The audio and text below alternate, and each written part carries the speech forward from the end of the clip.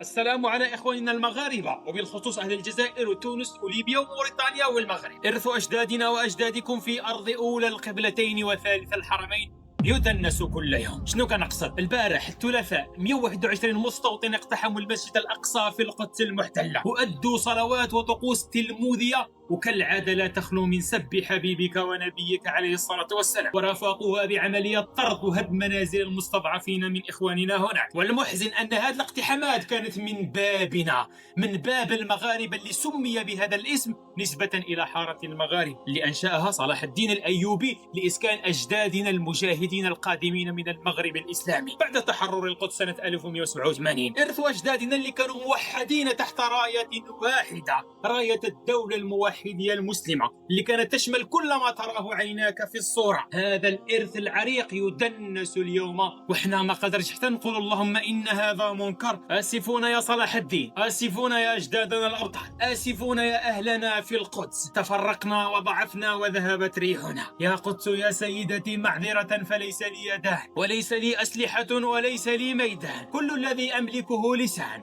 والنطق يا سيدتي أسعاره باهظة والموت بالمجان. سيدتي أحرجتني فالعمر سعره كلمة واحدة وليس لي عمران، أقول نصف كلمة، أقول نصف كلمة ولعنة الله على وسوسة الشيطان.